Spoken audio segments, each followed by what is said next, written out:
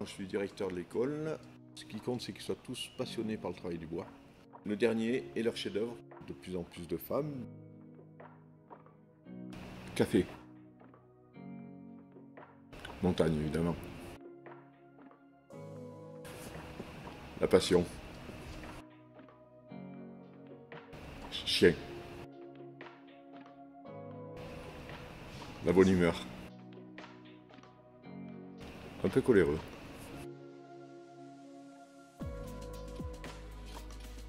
Bonjour, donc je m'appelle Gilles.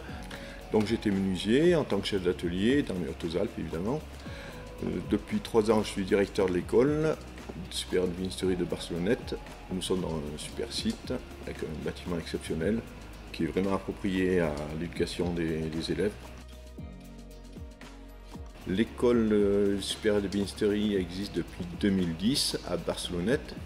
Donc nous sommes au cœur des Alpes de Haute-Provence, dans un super site montagneux, mais très agréable à vivre. On peut recevoir entre 18 et 24 élèves. Le parcours se fait de 1er septembre au 30 juin, quelques vacances à Noël et au printemps.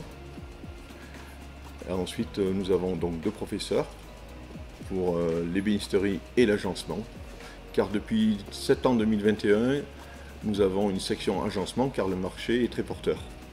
Donc il y a une très forte demande sur l'emploi, donc nous avons décidé de créer cette section. En fait, j'étais un fournisseur de l'école et j'étais très lié avec l'école depuis plusieurs années par rapport aux élèves qui ont un très bon parcours en général. Et donc je suis devenu ensuite propriétaire de l'école au fil des années. De septembre à décembre, les élèves vont apprendre les rudiments de base de la menuiserie. Donc ils commencent en septembre par créer des assemblages à la main et autres. Ensuite, à partir d'octobre, ils partent sur les machines.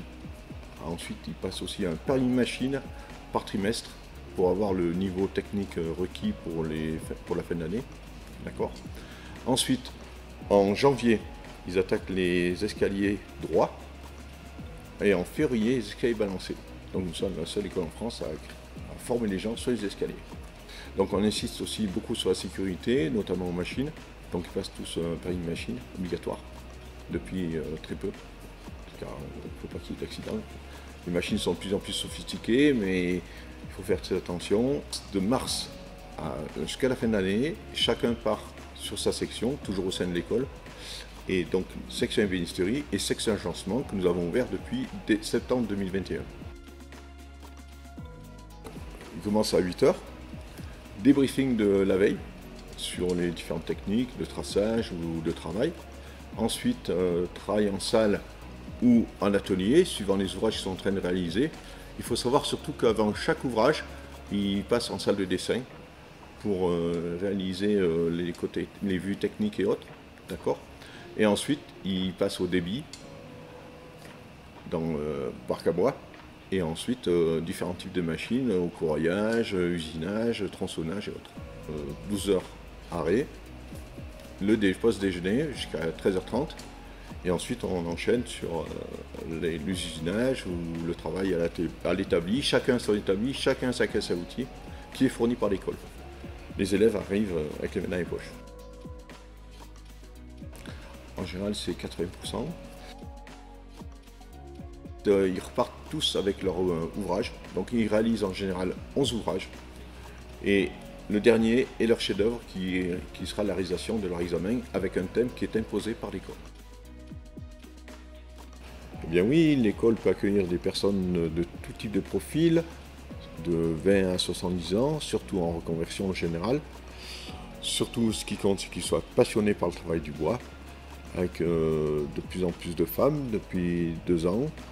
Et ensuite, nous sommes aussi, donc, l'école est certifiée donc Calliope, RNCP, ce qui veut dire que les élèves peuvent être financés par tout type d'organisme, Pôle emploi et autres.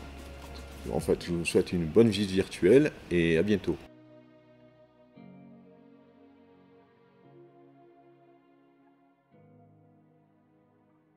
Quelle est la marque de ta première voiture?